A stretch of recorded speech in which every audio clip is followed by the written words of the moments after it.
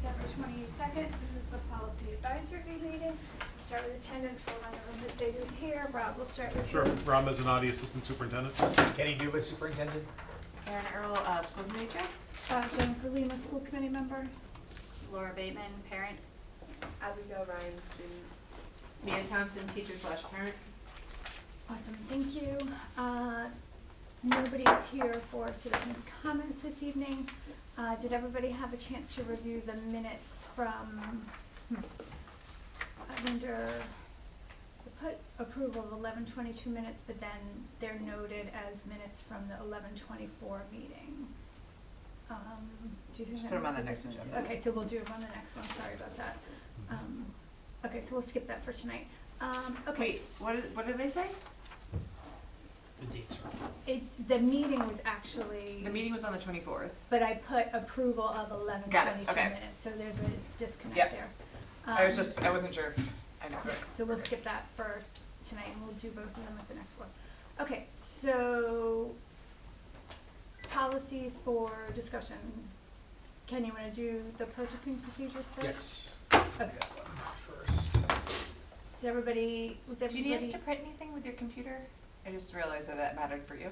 Oh, no, I'm fine. You sure? Yeah. All right. Was everybody able to access the I got it. draft? Do you want me to put it up on the of screen? Perfect. Do you want to put it on the screen? No, she got it to work, I guess. Oh, okay. Okay. I just that like just clicked in my brain that you were talking about that, and I was like, wait, we need technology for this. Go ahead, Jen. Sorry. Okay, I just wanted to make sure everybody's able to access the draft version of the. There it is. Mhm. The 435 edited one. Yeah, I think Ken was in there Yep. this afternoon. Yeah. Okay. Ken, you want to walk through this? Yeah, I think a lot of this, I know there's some edits, and then you had put some in there, and there were comments we had back and forth. So just going through the first paragraph with the purpose, I put a comment back there just to remove that last sentence because it is in the philosophy statement portion. And then So just, I'm sorry, before we start. So the initial PSAP policy is in black font. Ken had put his edits in red font. And then when I went through it this weekend, I put mine in blue font, just so everybody's wondering what the colors of the rainbow are. Red equals Ken. Yep. So red, yep, so red was from the original, that was Blue the equals first Jen. time we looked at it. And Yeah. then black So is this is just the second time that we're reviewing Got this. And under, so philosophy is just adding the word school, taking out the word school. The policy statement portion of it, I just want to go down to the end of the document. Jen, I think you might have put this in there. It was something that I missed somehow. The very last page of this document has language in here that should be part of the policy statement. It was in the original, and somehow I just missed transferring it in there. The part It about talks the about the federal- grants okay. and the financial accounting. So my comment was we should just move that and put it up back into the policy statement. Because that's where it originally was.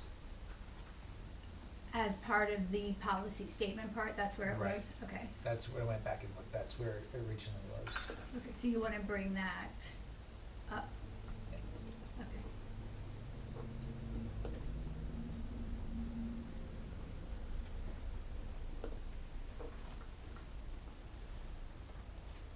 Immediately following So- Over here, so what's in highlight, did you add the highlighted? Yes, because I'm going to leave that where it is for right now. Yes, so I was confused, well, not confused. I just wanted to point out that the actual ordinance language is different from what is in the policy. So that's kind of what I added in yellow. So just for everyone that the ordinance you're referring to is the town ordinance. So what the town rule is about purchasing is in yellow. Okay. Which is what this policy is modeled after. Why is there two different numbers in the yellow part? The 10465 and the 10716, the second sentence of the ordinance. And again, in subsection B, Yeah, 21.510 and duplicates. 22. This is increased each year. Oh, by you the know why? Be- Boston Index, so I'm wondering if someone didn't update them as it increased. When I copied from it must have copied, So the first number should have had a strike through. yeah, and that strike through didn't In the copy updated town when I ordinance, that first number copied it. has Yep. a strike Oh, through. okay. So it was 10,465, and the town Upped it increased to- it to 10,716 that's right, the strike through didn't come and through. 16 cents, and that's what we are updating our policies with. So we're updating our policy for purchases of goods and services from $9,000 to $10,000, $10,716.16. And then we are increasing our policy for supplies, materials, equipment, and services. To 22,026.24, that red number? Yeah, I'm sorry, the construction projects, we are increasing from $18,500 to $22,026.24.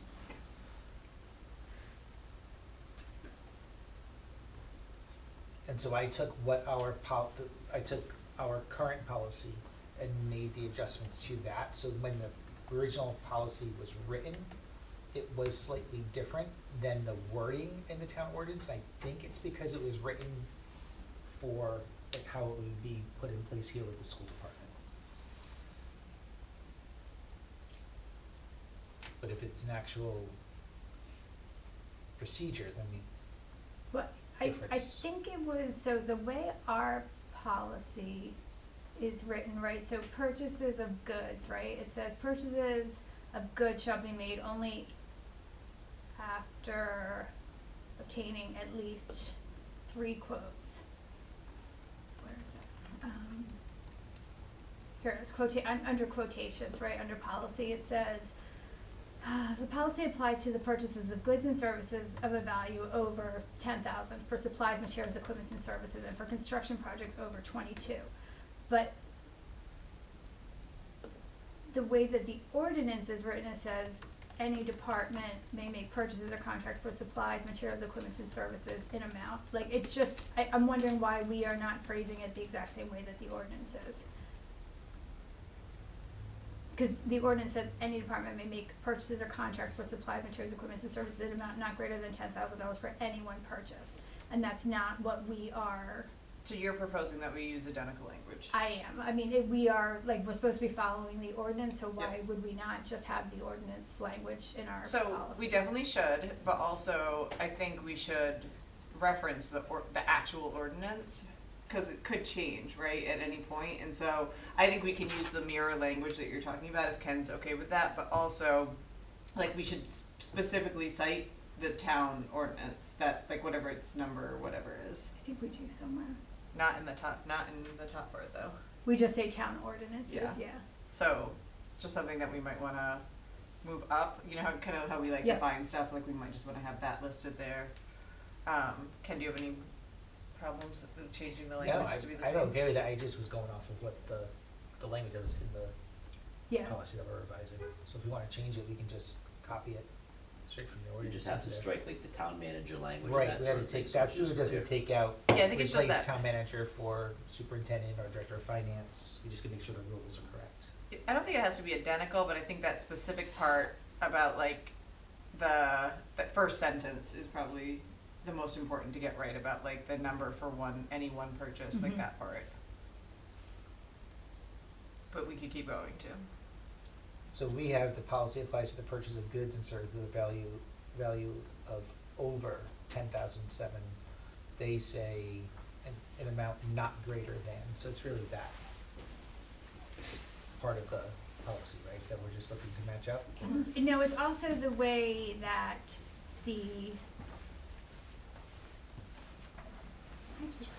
it's also, so, Purchasing. so it's talking about, where is it?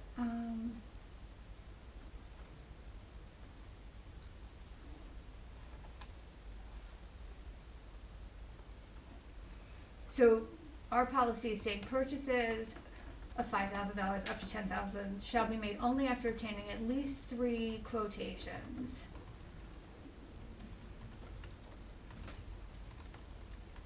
But it's saying only goods and services. The ordinance says purchases or contracts for supplies, materials, equipment, and services. There's just a lot of little differences between what the ordinance says and what ours says. So why don't we just copy it and put it there? Is there any like actual, does it matter language? I guess my thought was like, why would we not just pull in the ordinance?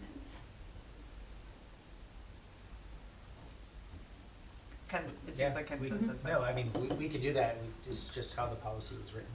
Okay. Originally, it's the original policy, so.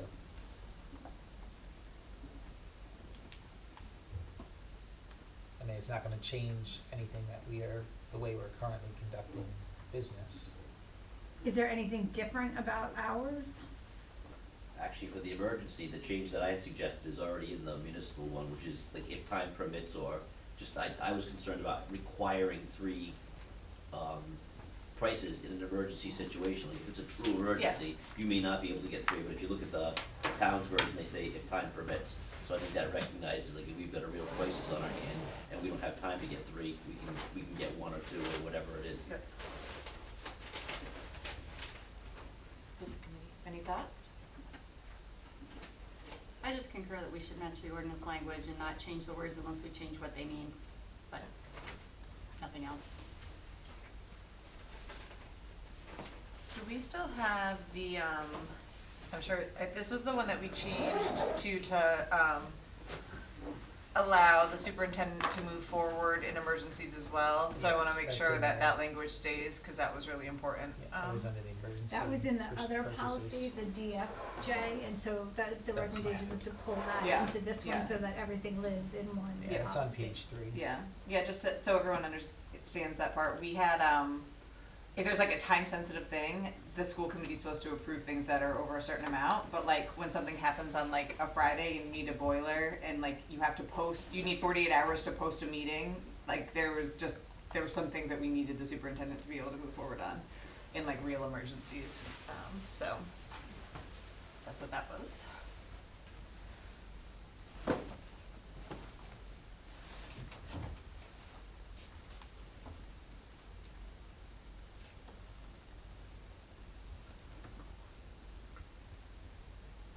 Are there any state, like, should we be, the references are all at the way bottom.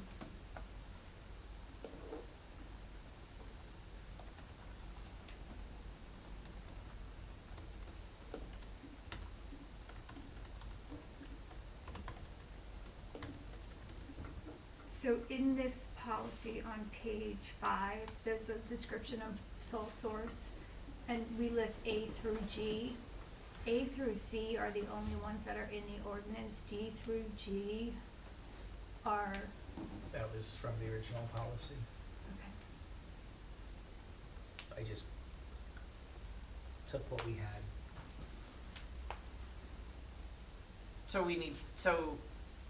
Do we need to strike through D through G? I feel like they are the same as A through C, just worded it a They- different way.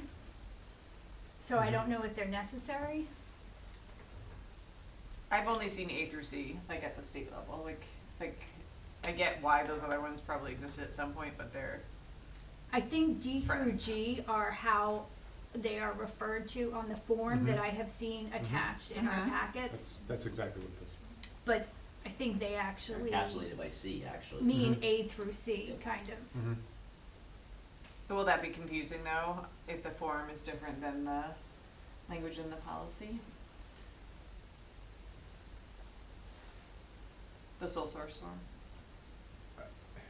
What? I think in C, it kind of lists what's on the form.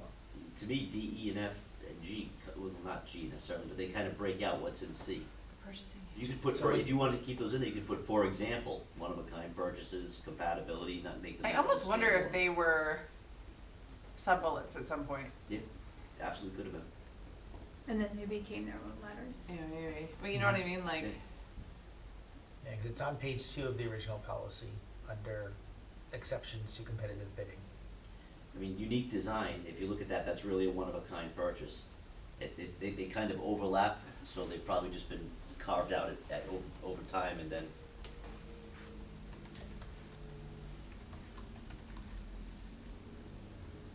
I'm all for condensing policies and making them short, so Yeah. they are easily understood by. Yeah, I was actually, I was Employees, saying the so- opposite, like I was saying, like if your team was filling out a form and it had options like D, E, F, and G, and there wasn't a definition for that, like, would that confuse them? Like, that's, I'm all for shortening too, but like, and I get how there's overlap, but that's what I was concerned about, is that it didn't like have any language to Right. point them. Would it make more sense just to, as someone said, like, just make them sub-bullets under C?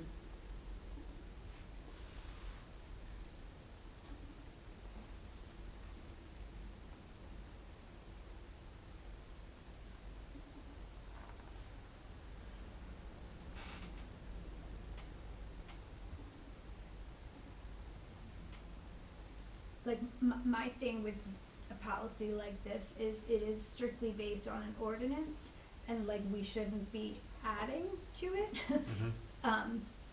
Yeah, I would just, if the form's ours, I would change the form. Yeah, If we, if we, I can't remember if we use a, not us form, but if, I would just change the form. Mhm.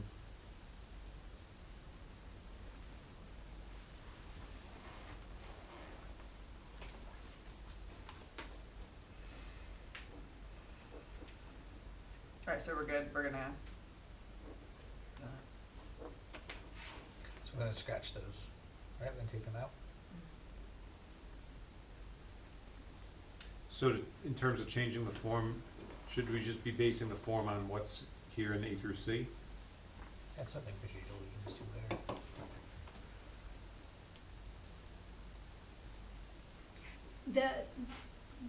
the form is just for sole source, right?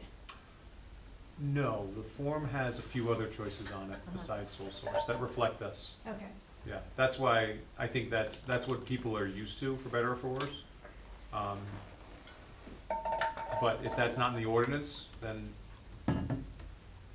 maybe we should have it worded differently. It's probably there just to explain. I think so. That's The purpose my of the thought, sole is that source, it kind of why lays you it would out do for it. the layperson, a Yeah. little more Yeah. specificity, what might be included. So I think it's okay to still have it in the form, if it's not in the policy, it's just explaining to the person completing it what is sole source. Yeah, I don't think there's This is why anything you on the do form sole that source. contradicts the policy. I don't think so Yeah. either. That's fine. Alright, but, so under policy statement, are we putting, and we're changing the language in there and just copying it off of the town ordinance? Mm-hmm. Yes. Yeah, just changing it to make it make sense, like, if needed.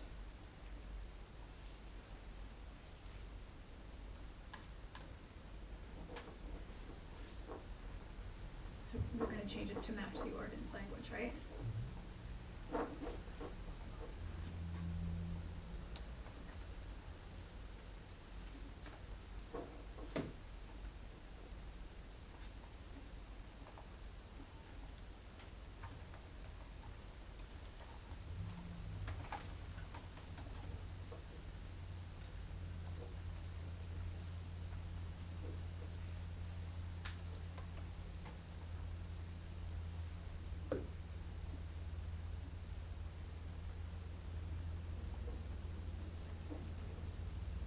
I had a question. So in here, it says, under purchase of goods and services, it says, all reasonable steps, including reposting the bid, will be made to obtain 3 price quotations. How often do we actually do that? We don't get 3 quotes. It does not happen often at all. No. I didn't think it did either. Sometimes there's a higher chance that we're reposting because we're not getting what we need. Or we get it and Like, you it's might get over 3 budget. quotes, but they don't meet the needs of what you're Right. looking for.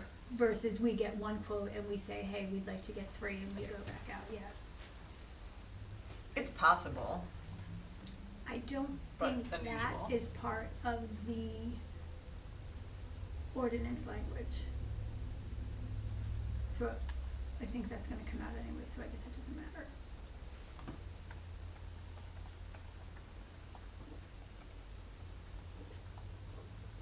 Unless, Andrew, I see you put that note in, do we want to do that? Like, is that something we want to do? So, I think as long as if you're going to mirror the statutory language, or the charter language, I would just stick with that. Okay. So then that'll go away, so it won't matter then. But I am gonna have a question on number 8 as we scan down. The insurance piece. Yes, that is in the ordinance, but was not in our policy. So the only thing I would suggest there, and if you wanna, if you wanna mirror the charter language, that's fine. But what we typically do on this is when we go out to RFP, and I've dealt with Kenny on these a couple times, we'll reach out to the trust, because the amount of insurance and the type of insurance they may want will depend, you know, on what service you're looking for, or who you're looking to contract with. So, these things are, you know, additional insured workers' comp, those pretty standard things. Should But we as just far as say like per? the general liability and the occurrence, that varies depending on, you know, what we're asking them to do. My suggestion is always go out to the trust, tell them we're looking for this service, what are your, you know, what are your suggested insurance limits, and that's what we put in. So that's probably why it was left out.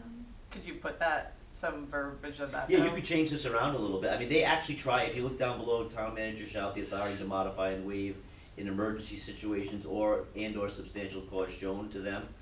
Again, I would just, my only concern would be that you'd wanna make sure that it's clear to whoever's reading this policy that we don't just request this for everything and go forward.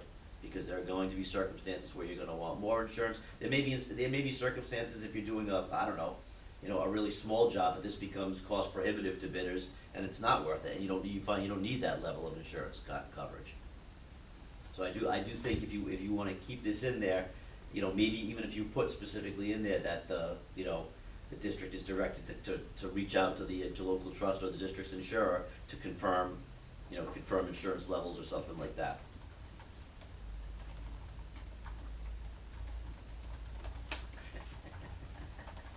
Great. Yep.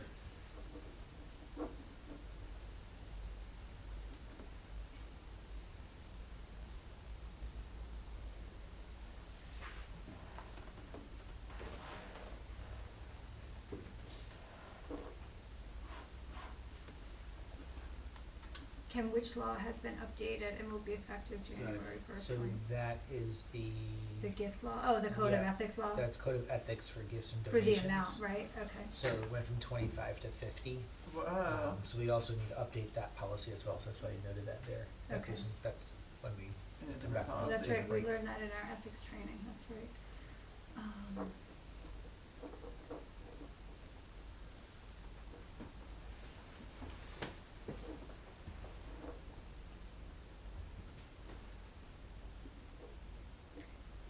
And move the ordinance number to the top. It's in the bottom, but I also put it in the top Yeah, I paragraph too. think- It's 2505.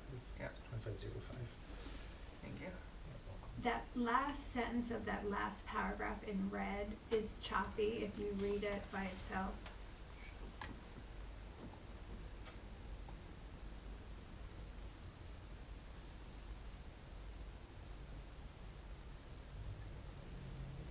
There's something missing between indirectly and any salary. Or even nor shall any NKSD employee be a recipient of at Yeah, I was any gonna say time, that. directly or indirectly, That's- any salary payment loans. Right? Salary payments or loans are just over, okay. Or discounts or other fees from or on behalf of any person or organization. Okay.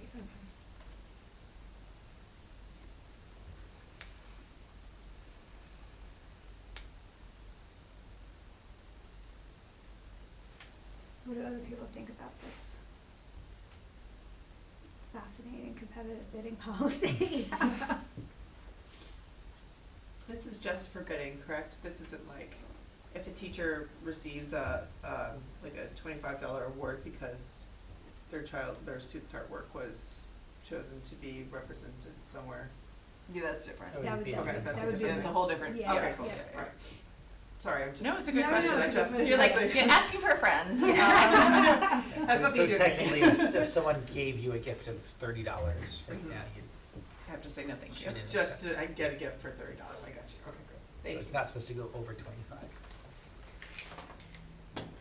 I guess I have a question. I apologize if it's spelled out somewhere and I'm missing it, but so we have the policy. How far does the policy go into how, like, the actual format of the bidding? So I've like worked with, at my previous school, we were looking at contracts for new textbooks, and there was a very specific procedure that dealt with policy. And I guess as I'm reading through this, I see like the framework for it, but I don't see specifics. Is that, I guess, is that like No, it's a good question. in like some of the, You mean like how we write the RFP or the RFQ that? right, like for the actual writing of the requirements, and then like if you have bidders, like how do you go across the bidding? Like for our textbooks, because our organization was really big, we had teachers from different divisions, different schools, different areas that were part of that textbook, and we had a very specific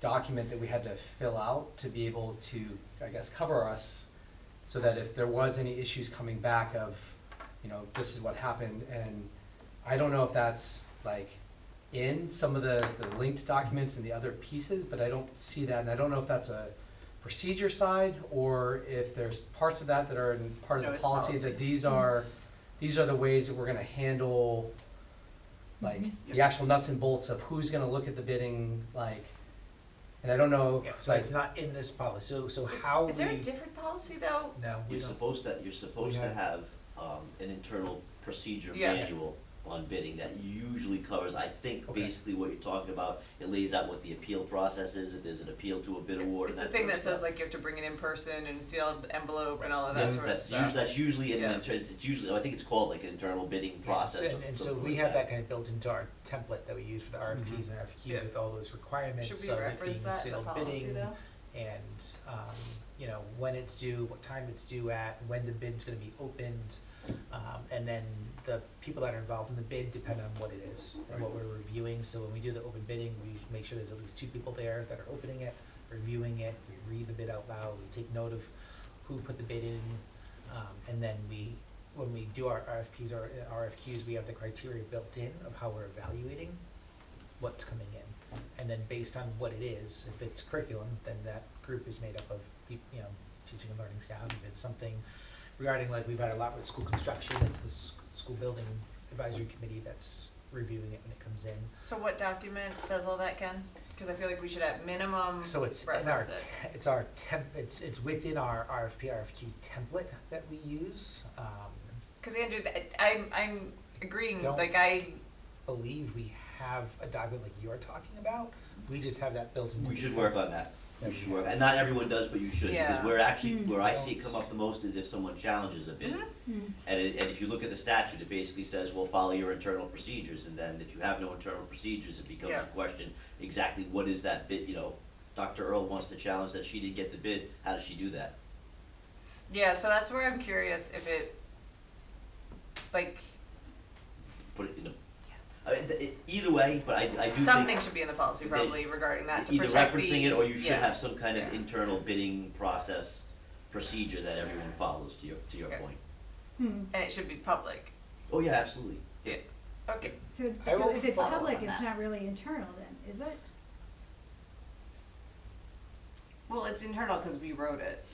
I mean, like Like- internal. Yeah, I'm not that- using internal in the sense of like secretive, no, Yeah. it's just internally, this It's is how we internal run because our where bidding process. Kingstown and if determines you've the got a question, process, Okay. not there it the is. state or You don't have to someone call it else. internal Yeah. either, Okay. it's just, but it's not secretive, it's a public document, and, you know, Alright, so let's check on that, cause we're not gonna land that I'll plane tonight, but follow that's a up. really good Yeah. point. I'll follow up Yeah. tomorrow, because we do have a specific procedure that we follow for all of them. you I may don't have, know- you may have something It in could, writing. it could be that we Okay. have, and If not, I'll get you something. Would that be in the policy what you're No, talking it about? would No, Yeah. that's, I haven't Procedure. seen it in policies, usually it's a, You would it reference might be it. referenced in a policy, but it's literally like I have some kinds that have a booklet, not like long, but like 7 or 8 pages, okay, if, here, if we're buying curriculum, we're doing this, if we're doing this, here's your appeal process, here's Dr. Dew's part, here's our standard boilerplate language for all RFPs. Okay. It's not, you're not reinventing the wheel really, you're just kind of codifying everything and all the process in an internal doc or a Okay. document. Cause we do, yeah, like Dr. Dewey said, we do have that. Yeah. Yeah, we do, it's part of the template that we use. Yep. And you may very well have a booklet somewhere in the finance office. I'm that looking to covers see that. if there's. No, I've definitely anything seen we it, have. cause I definitely Yeah. remember being like, does it have to be handed in person? Like, I remember, it Mm. exists, yeah, alright, so great point, we will check, and then I just wrote down that we should look in other, like, just grab maybe 2 or 3 other policies from like other similar districts, just to see if they have any of that in the policy, or if it's all just referenced Yeah. to the manual, for purchasing procedures, so we can check on that. Similar to that point, should we say in here somewhere something about like no talking to people before we do bids, like no having people come in, like does that need to be said here somewhere? I feel like, I saw something in, Yeah, that's The probably the policies. most confusing part that I've seen is when, like, how do you, like, when, in the process of, like, getting the 3 quotes, like, if a company reaches out and wants to do a demo for you, that, like, you're not really supposed to do that demo before you get quotes, or before you put the RFP out, like, the Well, pre-RFP it part, depends what yeah. you're doing, so you're getting quotes, you are reaching out. No, pre-quotes. Now, so. Like, pre and For a pre bid and process, RFP. for a competitive You find bid out a cool process. product exists, Yeah, right? so Yeah. Andrew Henniges comes in and schedules an appointment with Dr. Dubin, and I wanna Yeah. show you a new sports Yeah. app that I just created. I don't think there's any prohibition to showing Dr. Dubin that sports app, but what I know Dr. Dubin wouldn't do is say, okay, so I'll take that order, or hey, I'm going out to RFP, I want you to keep it at a certain number. I mean, you learn about products in all different ways, I don't think there's any And prohibition we to get that. stuff all the time. But Yeah, you'd have to, yeah. right, but then you'd have to say, okay, I love this idea, but we're going out to bid in an Mhm. application, whatever it is, and if they happen to be the lowest bidder that you Yeah. think is qualified, great, if not, Mhm. then you go with someone else. But I don't think there's a prohibition to, like, talking to someone initially. I think that happens all the Right. time.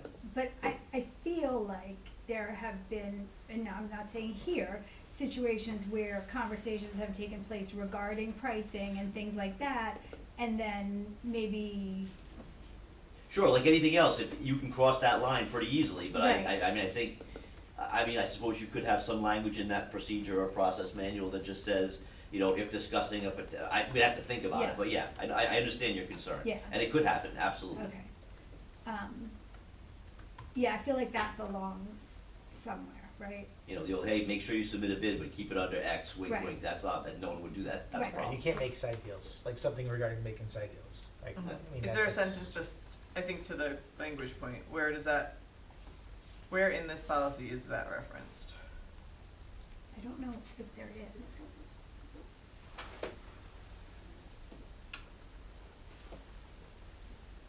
Would that be a conflict of interest piece? It's close to that, I don't know if, What we're talking about right here, Mm-hmm. wouldn't really be a conflict of interest unless you were obtaining unless you're doing it some for kind someone of that, benefit yeah. from it, you know what I mean? So it's not really a conflict of It's about, interest, like, it's really just fairness kinda in skewing the bidding. bidding. Yeah, it's Yeah. not competitive. Yeah, bidding. yeah, you're, if you've told somebody, hey, we love your product, you know, I'm gonna go out to RFP next week, go just submit something and you'll get it, that's a problem, that's not an open and fair process. But if you say, hey, I love this concept, we're gonna go out to RFP, see what happens, that's, you know, I think it depends on how you frame the point's well taken. So are we talking about really just the conversation that happens? Because in reality, if the bid process is conducted properly, and it's a public process, that has to be met with school committee approval, there would be a disclosure of all bids, right? There would be there would be a public viewing of the bids. There'd be disclosure of all bids, so everyone could see that every vendor that submitted a bid would have met the criteria in the RFP, and that the school committee would have reviewed it. Or have not met the ITR. Or have not met Yeah, it. we're there for And there would have been a selection based on the meeting of the criteria plus the lowest bidder, correct? Well, the meaning of, it depends on how you frame Depends on how many nowadays, you try and stay away from strictly the lowest bidder. There's, Right, you but know, I mean, but what I'm saying is that there's a check and balance, right? Like, Well, there's a check and balance, but I mean, the perception, you'll never completely, if you come in and give me a presentation and you blow me away on a particular service, and I say, we would love this service for the district, let's go out to RFP, and 3 other people submit RFPs, as do you, and we pick you, I mean, the perception could always be, well, that's because Rob came in and got in early and convinced you other, I mean, I don't know how you get around that. I mean, I think to your point that you just be transparent. Here's everything that was submitted, here's everything we looked at, here's our ranking sheet, and it just so happens that Rob, who blew me away initially, also did the best presentation as determined by the group of people. right, looking at it. because Got it. conceivably, what you're describing could happen. Yeah, and it could be a 100%. very, Completely innocuous. it could be a 100%, completely, you know what I mean? Cause like Right. there's vendors who Yeah. reach out to us about different things. Show you a phenomenal product and you're Right. blown away by it, Yeah. sure. And like, and it would go through the process, and the process would dictate that vendor eventually is awarded the Yeah. bid based on. Just the conflict of interest language is a little bit more, Yeah. specific. That's, now it turns out that you're, you're my brother-in-law. So Yeah, well, that's- obviously we have a yeah. problem. Or I say, hey, Rob, I'll give you the contract, you Yeah. do X. We'll figure out a way to Okay. address that. The other question that I had with this one was, there was a sentence in here about no purchasing things that aren't gonna be used, and then later on in the policy, there was a thing that said, sometimes we have to purchase things that aren't gonna be used in this year. So there were two contradictory sentences. And so I wondered which one it was. That was the one only purchased things from the budget and the budgeted. Yeah, the first Budgeted sentence year. says, where is it? Oh, I see, you took it out, Ken, right? That must be purchased in the year which they're used for the current budget period, you Yeah, should. but it's also on page where you say this contradicts, Stephen Hurt, so it's on page 3. Under. Yeah, the sentence on page 3 contradicted the sentence in the first paragraph, so if you took the sentence in the first paragraph out, then it's fine. Yes. Okay.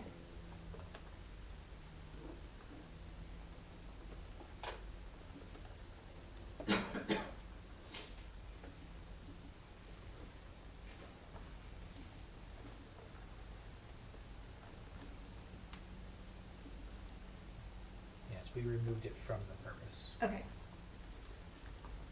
So I'd like to recommend that we come back with a cleaned up draft of this and address the 2 points, the one that Jason raised and then the other one about the bidding, and bring it back to the committee for the next meeting. What do other people think about that? I agree. Everybody else think that's okay? Other end of the table down there? Yeah. So we're gonna, I just wanna understand the 2 points you made. We're gonna make sure that somewhere in here we reference the procedures. Yes. And then what was the second one? It's something about the, contact with the vendors. Pre-communication with vendors. And I'll get you the insurance language. Oh, that's and the attached to insurance it, too, yeah. yeah. Yeah, if it's not in here, I was trying to. No, figure out yeah, where we can it's in place one it, of my but we work, can- Maybe we put it under I have the, acceptance for it, at the beginning, yeah. we put it under the. And I can clean it up and then send it to you Okay. to look at, like, as the second Yeah, that'd be review great. before it comes here. Yeah, and maybe under the policy statement where we can put in there about not speaking to vendors prior to bidding process. Yeah. Or specific to, Or materially That speaking, bidding or something process. like that, yeah. Okay, awesome. Anybody have any other questions on this policy before we move on? Okay. Next one in line is the appeals process. So this policy covers the process to, kind of chain of command, like if you have an issue at one level, what the next step level is, and then what the next level is. And the reason why we brought this forward to, the one change we wanted to bring forward to the committee to review, was sometimes, we've run into situations where, there has been a delay in getting a response at one level, which kind of stalls things at a certain level, and we wanted to give families the ability to know that if they had not gotten a response by a certain time, that didn't end it there, that no response within 7 days is a denial, basically, and at that point, you can move it on to, the next level. We wanted to give, parents and guardians the opportunity to move on to the next level in the absence of a hard yes or a hard no. Which is not always intentionally to stall, but like if someone's out or Right. something, like it's not, I just wanna make sure that we're not saying Yeah. like, that that's always, there's lots of reasons why that could Correct. happen. But just, Yeah. so that it doesn't stall in the absence of no response. So basically the way it works is, in an issue in the district, the first level is, it should be resolved at the building level with the building administrator. if somebody's unsatisfied with the outcome there, it goes to, the, superintendent. If the, parent or guardian is still unsatisfied at that point, then it can be appealed to the school committee. And that's kind of the process that it goes, and then, if they're still unhappy with it after the school committee, I think, can everything be appealed to RIDE, or just certain things? Almost everything. So, Any school committee, there's language that says, there's language that says any school committee decision can be appealed to RIDE, but there are certain things they won't hear. okay, Um, yeah, I'm But just. I They can usually appeal let it, RIDE, doesn't mean- I let RIDE weigh in on that, I just, you know. Okay, yeah, cause I'm saying here, like, it looks like in there that everything can be, so we should Yep. leave it like that then, right? Yep. Okay, and Rob, you're saying differences that would warrant an appeal process.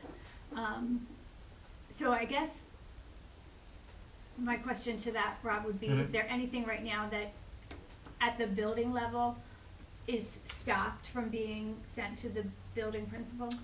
Stop from being sent to the principal? No, I wouldn't think so. I guess I just maybe am seeking clarification on, Through the process? is there any decision, like, is any decision that there might be a difference of opinion on regarding a school's decision, Appealable? appealable, Like, you know? For instance, what comes to mind is grades.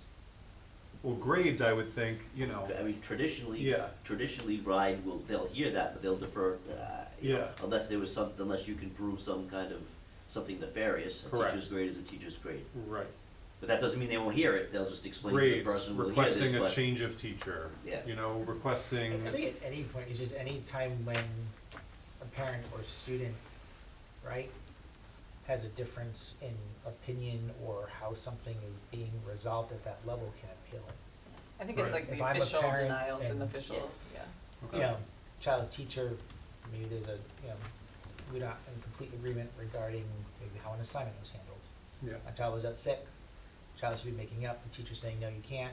Well, policy says X, teacher might be saying Y, so I bring it to the attention of the principal, yeah, right? I think that's just a difference of opinion, right.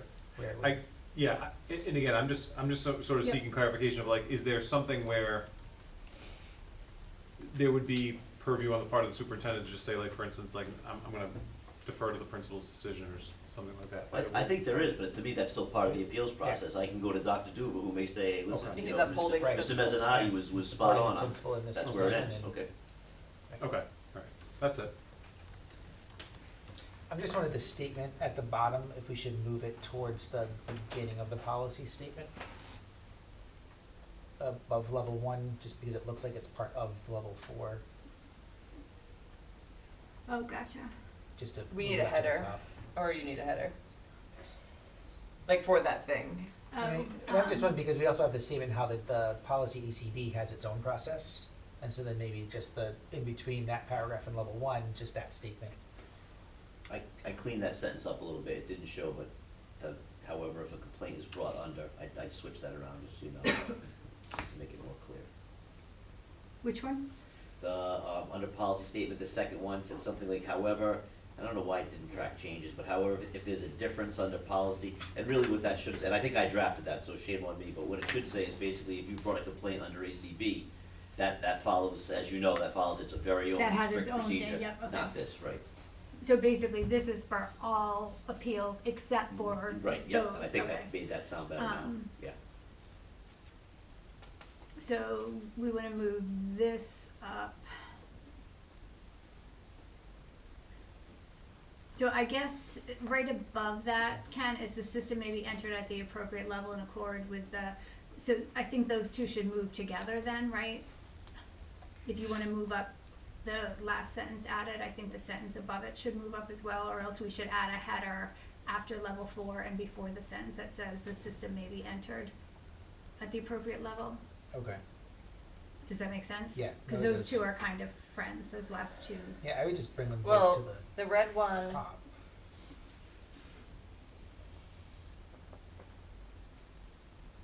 you could bring them up, or chronologically though, they're like after, in theory. Well, I guess they're overarching. No, it could go up at the top. Right, because it's kind Yeah, of informing yeah, them, yeah. right? So if you Yeah.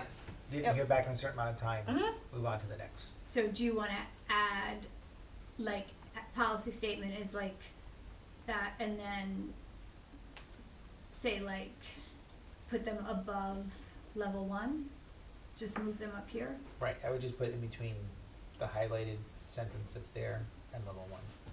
So put them up here. Yes. So parents and teachers and students in the room looking at this, do you feel that this explains like the process? Yeah, from my experience. Totally. So it's a new person to North Kingstown. When you say in writing, can it be any form of writing? I noticed that on the North Kingstown School Department page, there is a form to fill out. Is that, when you say in writing, is that, Really, for an appeal? it says general reporting form.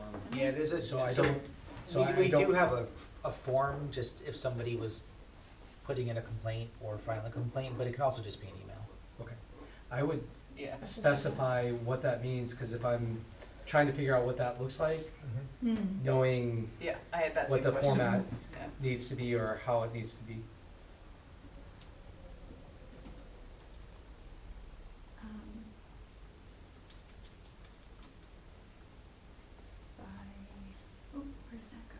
Or Sorry, maybe I in like distracted Oh, physical you- or electronic correspondence or written, Yeah, we don't care how we get it. Yeah, We it just has to be in writing. So I think, like, however we want to say that, like it's more important. I think that it can't just be verbal. How were you saying it? And I'll type it. I was thinking somewhere along the lines of like, I don't even remember what I said, physical or electronic. I was trying to just think of we've written this sentence have, before. I was trying to think of which policy it was. When would they have written something? But I think what James just said makes sense. Just so that they're clear that it can be an email.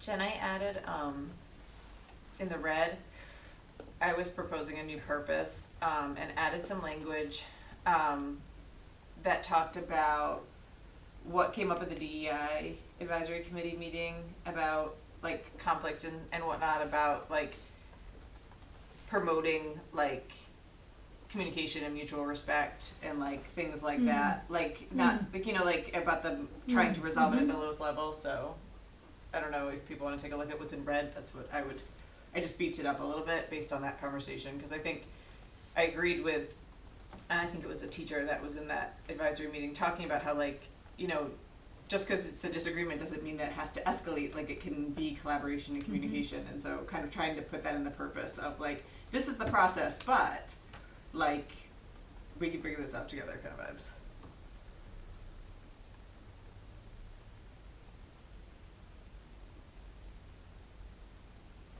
I would question the word informally. Yeah, I thought about that as well. It was in the original one. I just wonder if there's like a more, informal could mean different things to Yeah. different people, so. Let me see if I can find.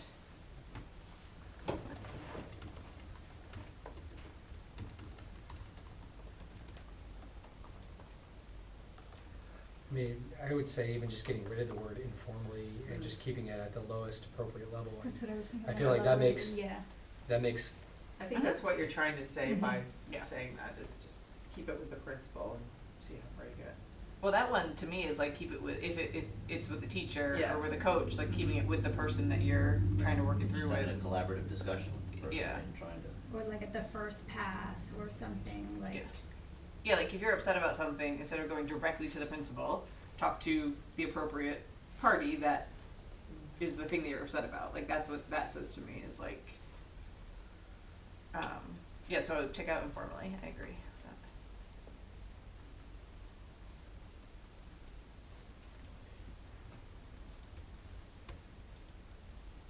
is there, and I'm bringing this up because I've seen this before, to your point, of somebody just jumping. I don't see anything here, like if you're at level 2, so let's say I, as a parent, had an issue with something that happened in the school, and instead of discussing with the principal, I went directly to They the call me. superintendent. Yeah. Like,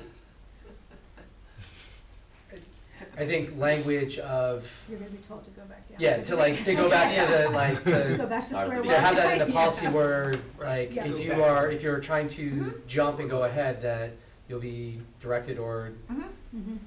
to be pushed back and talk to the principal, and I didn't see Yeah, we should. that a good language point. in there. I think it's important, because that happens a lot. Can I Yeah, just it's- and you, because maybe what I was gonna suggest covers yours. I was gonna say that I don't see anywhere in here about exceptions to this policy, which you might need in, you know, if the problem is with the building principal, Mhm.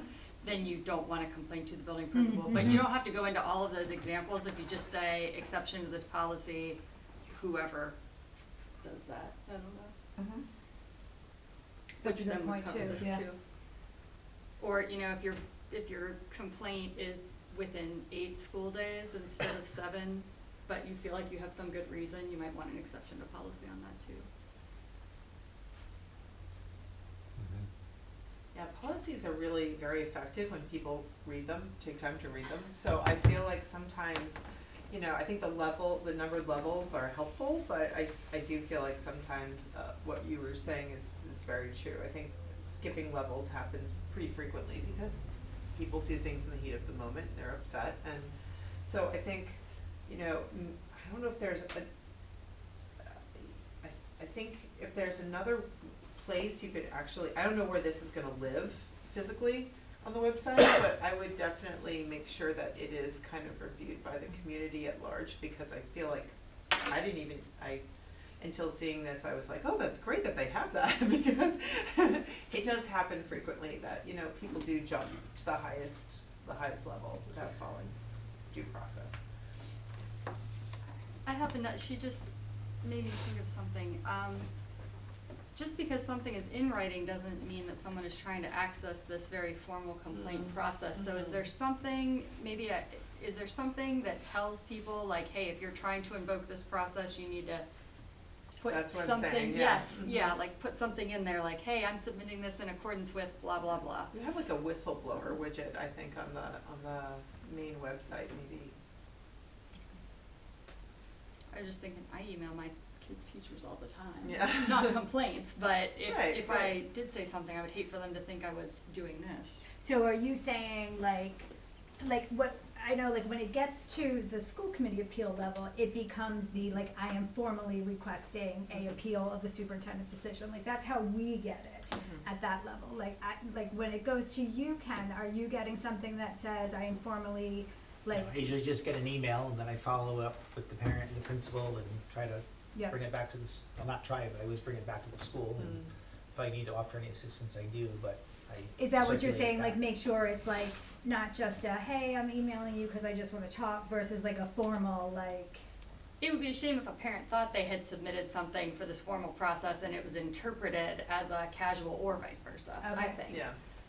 So, just kind of going back to the forms, like in my brain, like it seems like having a specific form and a specific like link on all the school pages where you click, and then you could have the reminders of, have you, before you submit this, have you talked to your school principal, or if it is an issue with the school principal, and then that could guide people, and then it'd be one place where everybody, versus Right. the way we have it right now, where it could be an email or a form or something else.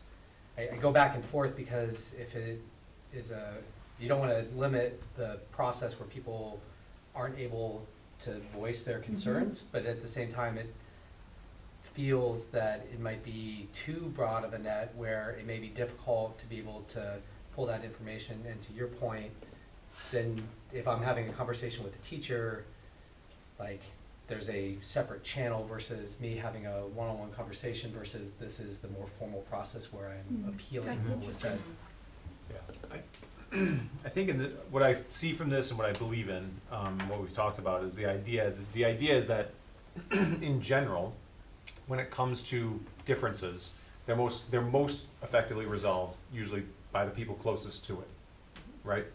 And so I think that we're trying to say that would be the ideal in trying to resolve differences, is to have it done by the people most close to it. However, in cases where certain circumstances may exist or certain differences are kind of not agreeable, this is the process it would follow in those cases. Yeah, I understand what you're saying. I mean, I guess my concern with a form is that I don't want someone to say, well, you didn't fill out the form, therefore, to your point, therefore it wasn't really a complaint, so it's just gonna end here. I mean, to me, this is more of that very, very broad, general, like, look, if you emailed Mr. Mezzanotte, hey, my son got a C, I think it should have been a B, okay, we have a conversation. If I don't like that outcome of that conversation, then I know that I can go up to the next person, to the next person, to the next Right. person.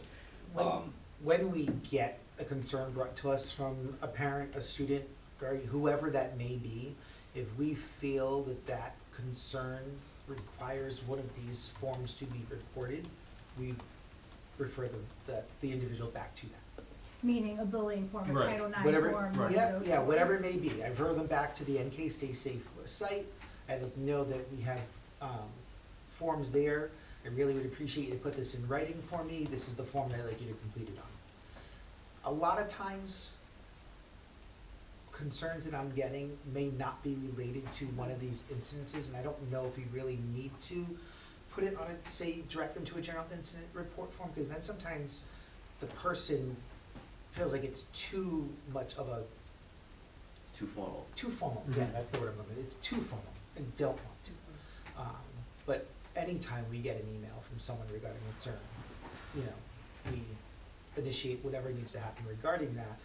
And if it's something at a school level, I always, you know, find out what's going on and circle it back to the school and involve the school principal, teacher, whoever it may be, in conversation of what the concern is of the parent. But if it is a concern that warrants one of those forms, we do go back and ask that person to please complete the form and put it in writing, because that sometimes just provides a little more information. And if we're having to follow through with something more formal of an incident, we have that for documentation. So James, do you think that that is clear though, to what you were saying? Because I hear what you're saying, Ken, but I also, like, what James was expressing seemed a little different, so I'm trying to figure out the middle, because like, what, it makes sense, but. I think at the higher levels, it makes sense, like if it gets up to your level and to the school committee level, I feel like there's data, there's evidence, there's other stuff that is bringing this forward. I'm more concerned about maybe at the lower level, at the teacher, principal level of, to your point, like, when is it just a parent talking to a teacher, and then when do we go into this more formal process where there's expectations with timelines? And I feel that that's a gray area that I think may be problematic. Like if I send a teacher an email because of some difference that I may have with that teacher, like I feel from the teacher side it might be difficult to know, like, where does that stand? And then all of a sudden there's emails getting sent to the principal where things may have felt that they were being resolved, and it just, that's where I'm a little confused on the clarity at the lower levels, because obviously if it gets to you, it has gone through some vetting and some other processes. Sometimes. Sometimes. There So if are I'm, times that I will get an email, or Rob may get an email, it hasn't even gone to the school yet, and it's something that I direct back, and then from a distance I monitor what's happening, because maybe it's CC'd on the email, or I'm communicating back to the principal to make sure it's being followed up on. But there are times more than you would think, Right. that I'm reached for something that has not even gone to the school level yet. a lot of this is dependent on what the complaint is, because there's going to be differences of how they're handled based on that. Like as a principal, I can say this a lot. I would get, you know, emails about situations regarding someone's unhappiness with whatever it might have been. And if it was something over, you know, a minor thing, a grade dispute or something along those lines, the question would be, all right, have you spoken to the teacher yet? Have you had a communication there yet? And if not, then that would be the redirect.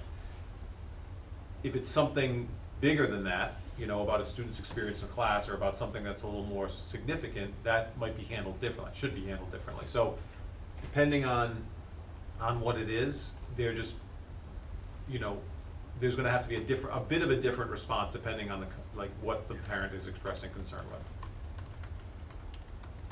You know, That still doesn't answer Jason. I'm sorry, Jason's question, though, you know, like about, like, when does the clock start, and That's I- what- what's now that you official mention that, versus that's what's what I'm not thinking official, too. yeah. We could be having a conversation where I think we're making progress, all of Yeah. a sudden we're not, and it's, I would hate for someone to say, well, the disagreement occurred 18 days ago, you're out of time. Well, I thought we were having a dialogue back and forth, so I do, Yeah. I hadn't thought about it from that lens, so maybe it's not from the time of disagreement, maybe. I would think it'd Time be of within the official, it's time time of official complaint, but Yeah. what, to your point, what is an official complaint, like, when does that start? To me, it would be when the communication was initiated by whomever it was, But right? that doesn't take Whom, into though? account, what if we're having a dialogue back Yeah, like, you and I are forth? emailing back and forth. Yeah, you say, That I would think, be- I think you deserve the B. Well, okay, and we're going back and forth, like legitimately having a conversation. I would hate for me to say, well, you know what, we've reached a point where we respectfully disagree.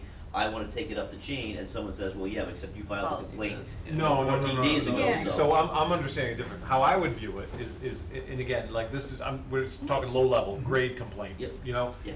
If we're in a dispute, okay, if you hand me back a grade and I say, all right, I think I deserved a better grade, and this was like, you know, so you hand me back a grade 2 days later, to me, that's within the 7 days, that I've expressed my disagreement with something, and then therefore it can proceed from there.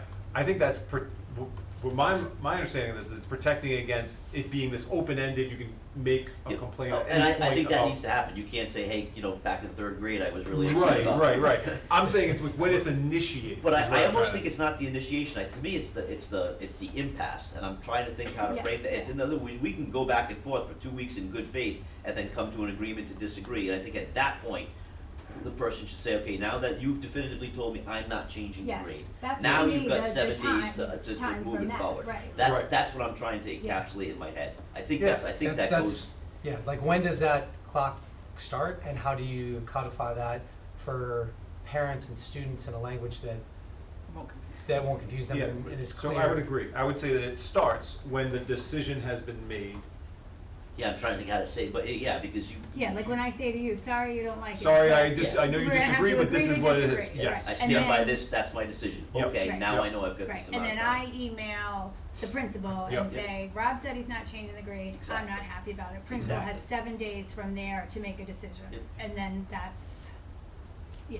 Alright, so we're not gonna, we should just note that, and we can Okay. figure out how to work through that language, cause that's, there's Right. gotta be a specific way we can say it, and I don't know if a day before the last, like, I can't quite figure out how to say it. Cause like, I hear what you're saying about like the form piece, and kinda agree with you that like you don't want somebody to not be able to appeal stuff just because they didn't fill out the right form, but. Oh, sorry. Like how, like, I guess how do you document that, like, moment where you're So it taking says here, it let's from, just like- look at what's Yeah. written here. It says, and I'll just look at level 1, any student or parent guardian to a dispute may file a written appeal by email, form, or letter Yeah. with the building principal within 7 days of a disagreement. Like, it's almost like 7 days, but See, like, within decision 7 days of the almost. receipt of a written appeal, the building principal will provide a written response and copy of the policy.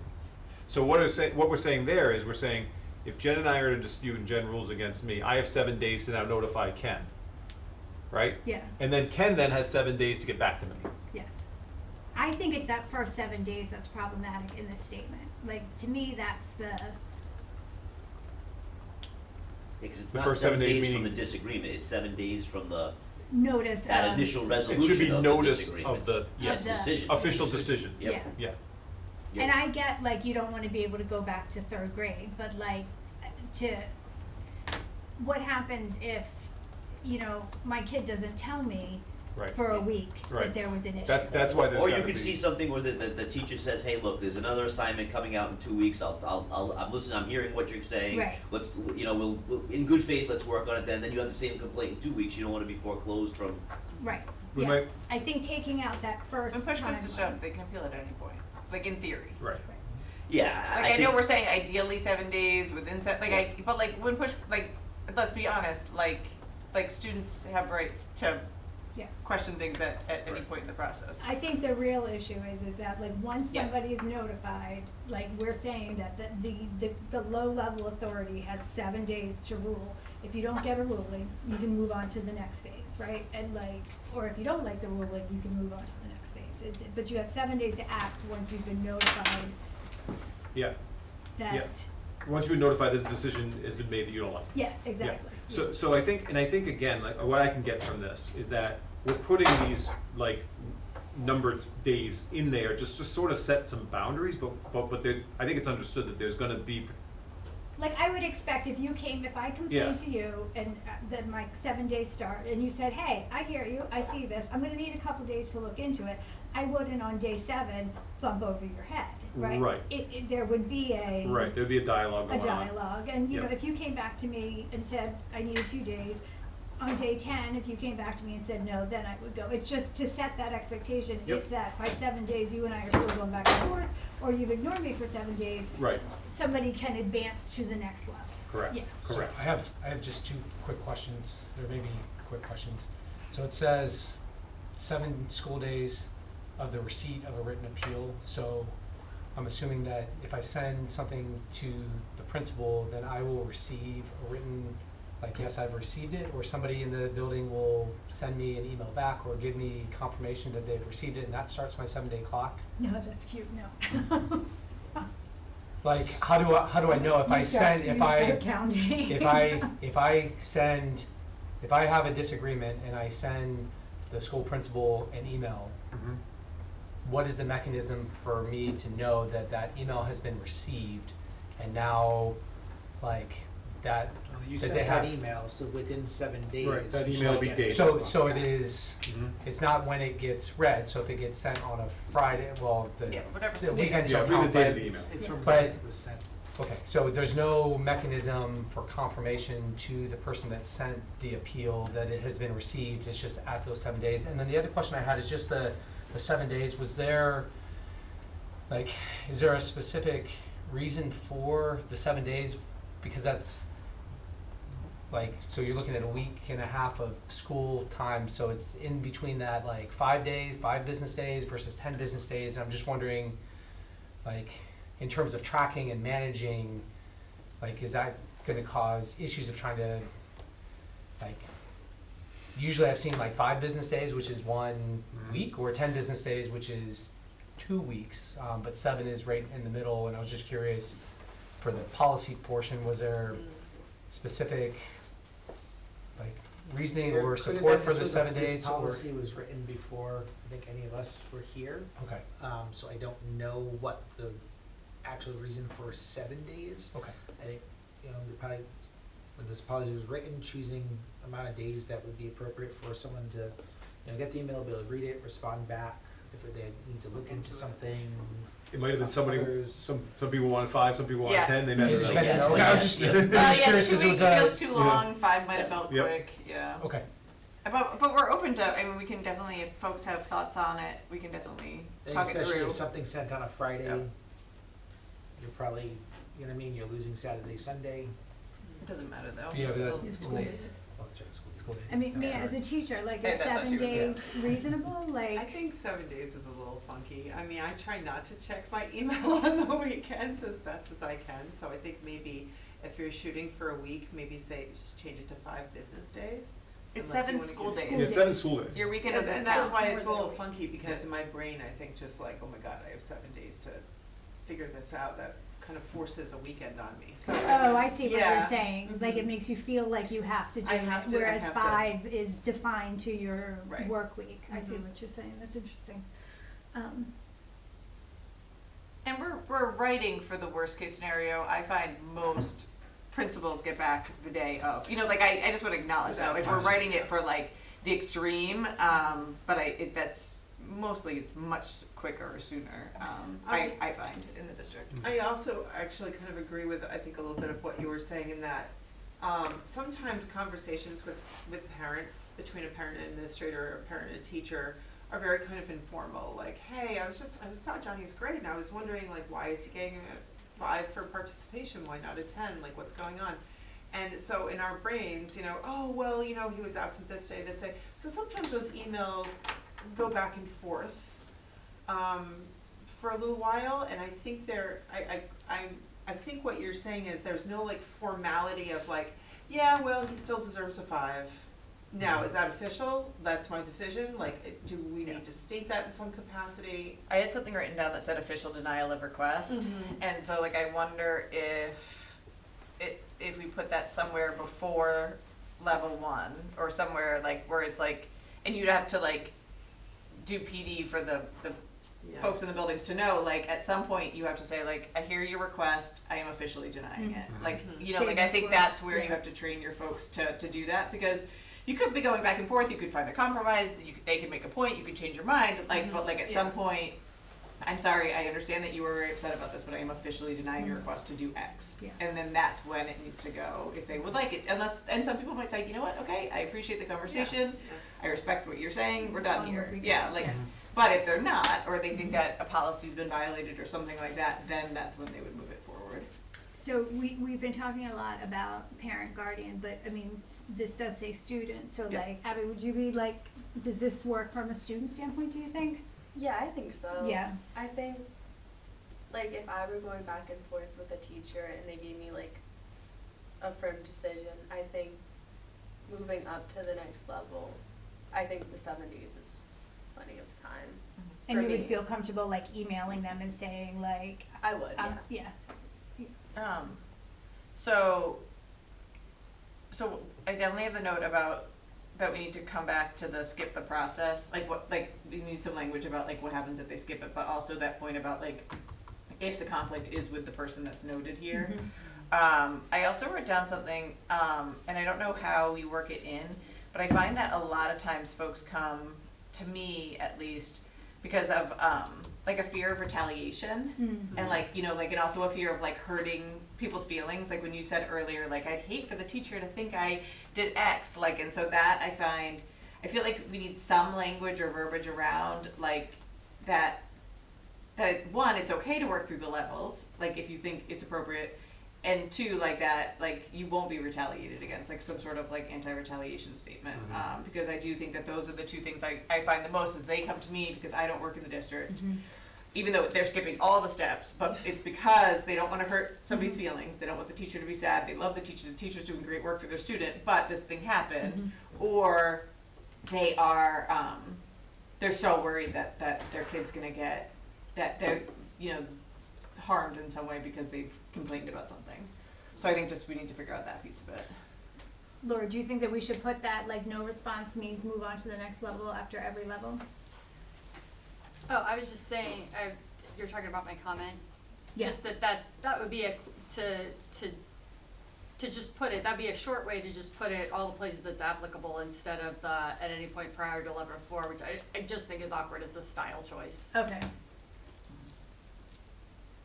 Okay, so it sounds like we're gonna make some changes and bring this one back at the next one also. I have one more note, Jen, just Okay. for mine, sorry. I think we need to address if something's super time sensitive, Okay, like what happens there, like, you know, like those things that happen at like the end of the summer, and like it affects your kid, where your kid's gonna go to school or something like that, you know, like there's Graduation, things something. like that, yeah. Graduation, Yeah. passing. Yeah, Yes. stuff like that, like there's Yep. some super time sensitive things and like addressing that somehow.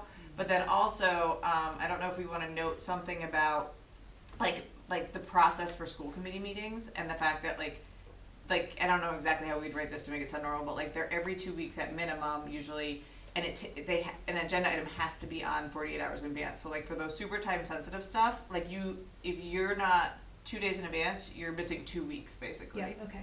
Does that make sense? Yep, Like yep, we gotta yep. figure out how to write it Yeah, normal, like it does say but the next available, but it doesn't say, like, I don't think people realize if you miss it, available is 2 weeks like, and it has to be could 40 weeks. But also Yeah. too, but the agenda has to be posted 48 hours Yeah. prior, but we have policy on those agenda items getting on actually sooner, Yeah. you know, Yeah, prior yeah, yeah. than 48 Yeah, hours. but if there was a time sensitive, If there was an like, emergency. appeal, we could put it on Yeah, 48 hours. But I in think, I advance, just yeah. think sometimes folks don't realize that, like, they think nothing's happening, but like, it's really just, we Right, haven't. there's a time process. Yeah, there's a timing, like the timing thing takes like a little bit. And everything is saying 777, but like school committee appeal could be 2 weeks or could almost be a month, Yeah, depending depending on on the where you hit it, situation, yeah. Okay. So just making sure that that's clearly transparent, I think is important. Okay. Or maybe put, maybe place on the next regular scheduled school committee meeting or Yeah, something like that, yeah. like that, so people know that that needs to follow the school committee schedule. Okay. I know, I'm just gonna bring this up because I've experienced it, like, what we're talking about right now.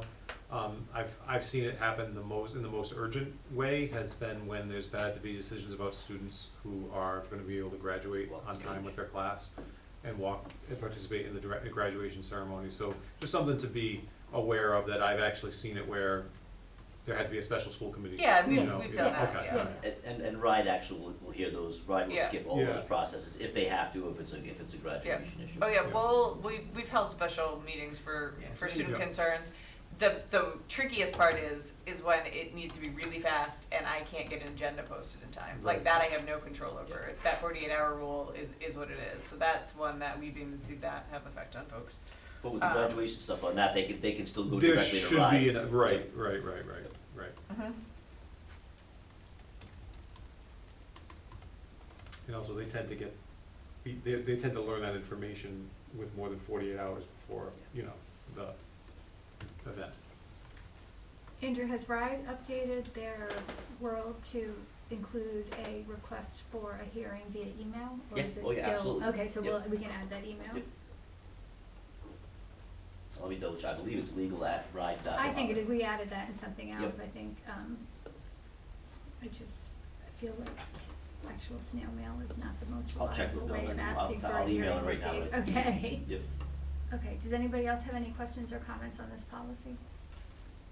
Okay, we will see this one next time also. Okay, next one is student surveys, which is a new policy for us. We don't currently have a policy that governs, how and when we send out student surveys. So this draft is basically the West Warwick district policy with some additions from a couple other district policies that I added in that I thought were good points. And basically what this is, there are some federal requirements, right, Andrew? Yep. On student surveys, where we have to notify families, when we are going to be administering surveys that come from a third party, or when we are asking for information about the things outlined in Yep. 1 through 5. 8. 8. Oh, 8. Eight. Oops, keep scrolling. That's right from the statute. That's the PPRA, I believe it is. And then we have to give families the ability to opt their students out. We do that prior to every survey, Rob, or do we do it at the beginning of the year, or do we do it both? We do it prior to every survey, Okay, and we also do it at the beginning of the year. okay.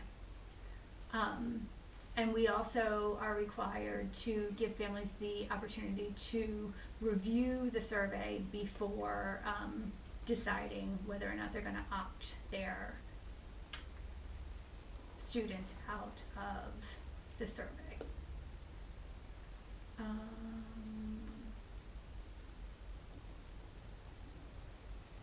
Robert, And just so you know, like, this is specific to that PPRA, and I only bring that up because I know we had a situation, Dr. Duva, I think, beginning of this year, where there was a concern about, a contracted employee giving out surveys that no one knew about. Yes. So that and so that might be something you want to address in here as well, but this is particular to the federal requirement that, on those 8 categories. But just kind of throwing that out there, that we did have a situation that I think, I don't wanna speak for Dr. Duva, but myself, I was like, boy, we should have a policy on that, so we don't have just a random person surveying all these students, and then we find out about it from parents or something else, where it wasn't even anything that was sanctioned by us. What we needed, a statement under the notice that all surveys must be approved by either building principal or Yeah. district Yep. designee prior to the Yep. It we don't need to make it enormous, but something that covers that Just situation. something has to be in there. Yep.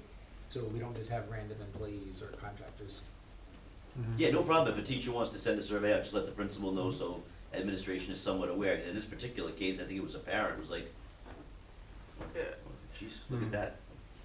I think we have to think about student surveys too, like in when we're talking about like teachers, whatever, like I'm thinking about all the senior projects and all the Democracy Day surveys and all that, so. I tried to send mine out for democracy, and we're not allowed to anymore this year. Like, a few were sent out. And I think I emailed one of the teachers the day of. Appeal. No, I'm kidding. Sorry. It's 7 days. No, keep going, sorry, I was being funny. Like, when one was sent out, and she told me that they weren't allowed to through Aspen anymore. Is that, like, something, like, does that connect with this? Like, It does, it's not, their like, friends. Well, why they said that, I don't know, but Yeah, that's what and this I is guess- talking about, yeah. If you were, because I think, you just gotta talk about the consistency of that too, of surveys that are being used. And I understand the reason why you're doing a democracy project, you're trying to get some opinions to put, into your research and gather information, right, some evidence. So the surveys, if you're sending them to other students, or not necessarily might be through Aspen, but you have student emails that you could use Okay. as well. I think that's something we have to bring back to the school level to have a conversation of. The survey should be, just like we're saying, like the student survey should be reviewed by the teacher first, just to make sure it's appropriate before it goes out. And then how it's being disseminated, which should be through the emails. Can I ask Abby, when you distribute a survey, if you're going to for Democracy Project, is that something you have to like get approval from your teacher first? Yeah, he was on the email, and he said he approved of it. Okay. Like, in the thread. Okay. Noted. So we're saying that we wanna add a sentence here saying that all surveys must be approved by the building administrator? Yeah, I think let's specify it, right, because we have surveys that if, for some reason, essentially, a survey should not just be created by an employer or contractor and sent out to someone.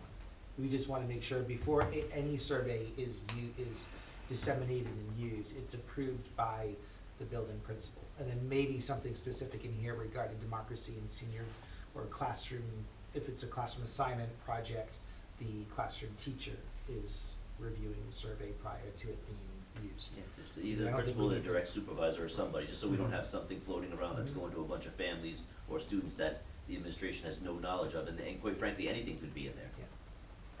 I think to Abby's point too, like, having it sent out via Aspen is one thing, right? And then but then also like, if you're just in the lunchroom, like handing out a piece of paper, asking students to like I think we have to think about like that piece of it Right, too, how of it's being like, disseminated.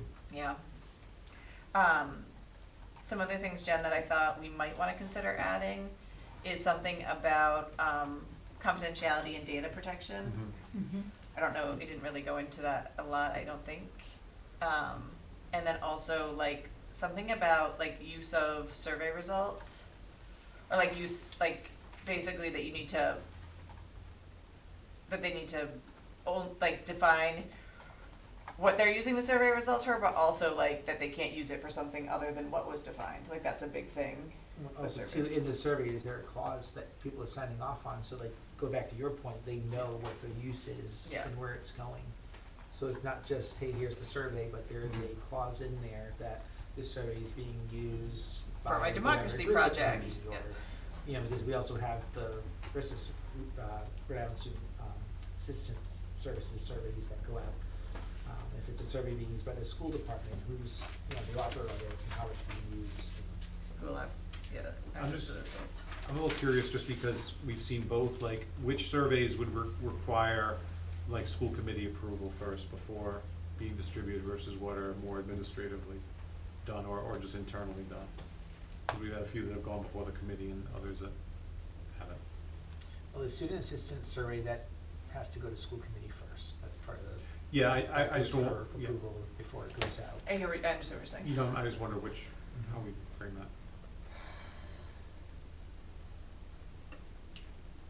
my understanding that anything that is being conducted by a third party requires school committee approval, but that's just my, like, understanding. I don't know if that's So that's the sort of what I rule. was thinking here, when you look at it, it would be, you know, coming from RIDE, coming from the US DOE, coming from the Department of Health, those are all third parties that the school committee would have some say in, as opposed to Mr. Henny is the social studies teacher who wants to send out some survey. I don't think that that would need, I mean, I think external surveys that are gonna be used, yeah, externally, not necessarily internally in the school community. Yeah, like the data's not, we're not Yeah, we're not- owning or we- holding the Correct. data. Yeah, We we're not in didn't, control we didn't of promulgate the questions, we don't own the data, it So we goes don't where it even have goes. that in this policy. Huh? I said that's not even in this policy. No, I think we're talking about like Yeah. what else we need to add, is what I was trying to say. Yeah. So something about that.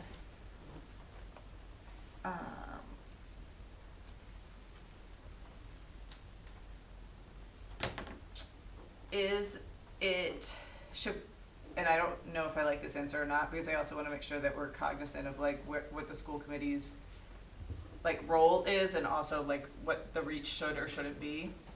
But I wonder if it should be aligned to that federal opt-out list, and so like if the survey connects to any of those, if the school committee needs to see it.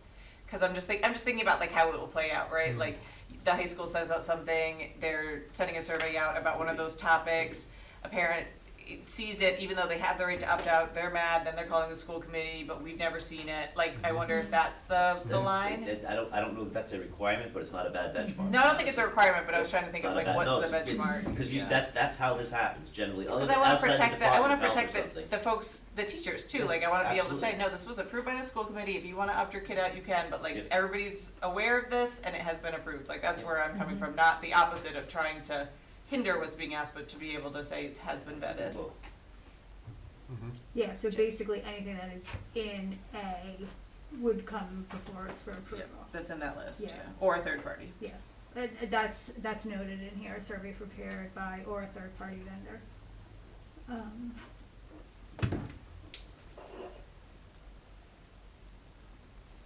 I guess my question seeing this is that surveys happen at so many different levels, and I guess for maybe those of you that are in the building, like, if every survey requires some additional guidance, like, how does that hinder or how does that affect your ability to, one, do what you need to in your class? I'm thinking like at the very low level, like you're in the lunchroom and like you're not collecting any data, well, I guess you're collecting data, but you're not collecting any Like PII stuff, like you're personal- not connecting names, it's like for homecoming or something like that, like, does that chicken fall? nuggets or Yeah, burgers for the- like, what's your favorite meal? A lot, like, Yeah. so you're collecting data, but I don't know if there's a limit, and the way that I read this, it feels like everything Needs to fall needs to under- fall under that, so there's no delineation other than those ones that are going up and out that are by the school committee, but everybody else, like if you were in a math class and you were looking at like supply and demand curves and you were trying to like get data for that, then that would require additional steps, and maybe that's warranted, like surveying, you know, how many people like. Right, but in that case, you go to your principal, right? I think if we Right. follow this procedure, or you go to the teacher and the teacher says, I think that's a great I idea, was let me gonna check with the say, like, principal. but is the principal always, does the principal always need to be involved if you're a teacher and you're just looking for feedback about a specific class? Like a lot of IEP teachers send their students exit interview surveys, like, hey, what did you walk away with knowing, and, you know, and that data is sometimes shared at like SIP meetings and stuff like that, but not always. Sometimes it's just personal so that the teacher can see like where they need to improve their teaching. Well, and what's the difference between an exit ticket and an actual survey? Right. I think too, I think there that- needs to be some clarity there, because we don't wanna stop teachers from using exit tickets. and That's what asking I'm those worried types about. of I think questions. there's a big difference between asking a class something and then asking like the school something. So like the social studies teacher asking their students in that class, hey, what did you learn, what did you know, like whatever, is one thing. But then the social studies teacher asking the entire school about like, did you vote or not? Like that's different, right? And so that, it might be like the scope of like impact, like if it's not just in your space or your Well, class. And also too, one's looking for feedback on instruction and how you can help students and look at what students are learning in your classroom as a teacher, which is what we want teachers doing, versus collecting data for something that's much. I mean, it's still school, like if you were using it to teach your students, like it's still, like, you know, like if the social studies class is then gonna take it and like talk and digest that piece, like it's still educational and connected to curriculum, it's just different scope, like it's. So I guess I played devil's advocate on that. I know, and I don't know for Red Kingstown High School or the other schools, like a lot of teachers that I worked with would do like a first day survey, like who are you, like what's your favorite color, like what motivates you, and that's really good information for teachers to have, and it would be within that scope. But then looking at this, like what if a parent didn't, for whatever reason, once again playing devil's advocate, did not want their student to take that survey, or having, like, how does that fit into that, like opting out of taking surveys, like does, like I'm just wondering, like, will that become an issue, like? I mean, from my perspective, the opt-out is specific to those 8 categories, right? Okay. Because that's the federal law. I mean, other than that, I would assume, just like any other survey, most are voluntary, right? So if you fill it out, you fill it out. If you don't, you're not gonna get penalized for not filling it out. I don't know that you'd have to do like an official opt-out for that classroom survey or the end of the year. I mean, if you get, 15 things back from 20 kids, I assume you feel like that's pretty good, I just, and I'll because of what I do, it's the devil's advocate part of me, and this, like a real case scenario is that, not in this district, but we've had teachers send out some surveys that are pretty, this was a particular film class, and they were pretty explicit questions to some relatively young kids, and it was not good. Not good at all, and I just, and that's the outlier, but again, that's kind of the way I look at things, is you'd like, at least before I send that out, let me get that through another set of eyes, the principal, someone else, so there's a thing, so in that case, the poor superintendent got like 10 complaints, all on a Friday night, and you look at it, you go, oh, yeah, that's, and now they're in the position saying, I had no idea that went out, the principal didn't know that went out, we all agreed these are inappropriate, we'll deal with it. I just throw that out there as an example of. I understand, but with due respect and on behalf of all the staff here at NK, I Very- would be hard pressed to believe Yep. that, I deal with the 1%, that's, Yeah. unfortunately, I throw that out there, that's not the norm, I don't mean to imply that it is, I don't know anyone who would go to Yeah. that. I mean, as this is written, which I think, like you said, comes from the PPRA, the opt-out only applies to these 8 things. Yes. And so we wouldn't have to get an opt-out for Great. exit Right. surveys, Okay. or do you like chicken nuggets, right? Like it's only, Right. surveys at this level. And it also wouldn't apply to democracy projects unless it is tied to one of these, 8 subjects. Correct. But Is that's- there, And I think tying it back to before any survey is distributed, the building principal sees it, catches those instances where it might be maybe not one of these 8, but maybe, we just wanna have eyes on it before it goes out, right? Maybe, we just think about like the verbiage that would separate said instance that might be a little bit hairy and precarious from generic AP exit strategy Yes. survey and chicken nuggets, you know Yes. what I mean? I think it's just a matter of. Yeah, and I think you can even address that through like some kind of statement from the principal that says, if you're giving out these kind of surveys, that's fine. And again, I recognize and trust me, I know that's the one, maybe even half of 1%, I get it, but Yeah. it, you know what I mean, it was a problem in that particular thing, and well, it's a conversation for another day. Film, Yeah. there's a lot of moving pieces. Well, it's a very delicate subject Yep. matter, because again, we're going back to the whole, equity and inclusion situation where we don't wanna turn teachers off from gathering data Information, that they yes, need yeah. to be better teachers, but at the same time, like, I understand, maybe just like you were saying, just quick, simple verbiage from the principal at the next faculty meeting. Hey guys, we're developing a policy, do us a favor. If you are dealing with something deeply political where you yourself think that this could create a problem, could you please reach out to me so I can give it a once over? Well, that one Might they be. have to, that one they legally have, the federally have to, Yeah. cause But politics is I on think that to your point, list. if it's just that, Yeah. a principal Yeah. could say, if it's just an end of, how'd you like my class, what Yeah, could I yeah, do, yeah. what could I do better, what did you take away, Exactly. something like that, I can't imagine the principal needs to read every time, but if it's, I mean, yeah, and again, if I'm overthinking, please tell me, but like, I think to myself a little bit that I go into worst case scenario kind of thing, like the whole feels like the political realm is expanding larger every day. You know what I'm saying? So like, what completely can be innocuous to one might be seen as being political to another. Yeah, I mean, I'm Again, not- I don't wanna The like, example I'm open up a giving, just can so of you know, they're worms. not political, they But- were different. Yeah, But- Yeah, but, you know, I'm just saying, that's, Alright, so we're, great conversation, but we're. Spinning- No, I'm not, Pivot, that pivot. really is, no, it really is great conversation, but are we trying to write a sentence, are we trying to add something, No, are we trying to edit We're gonna bring something? this one back too.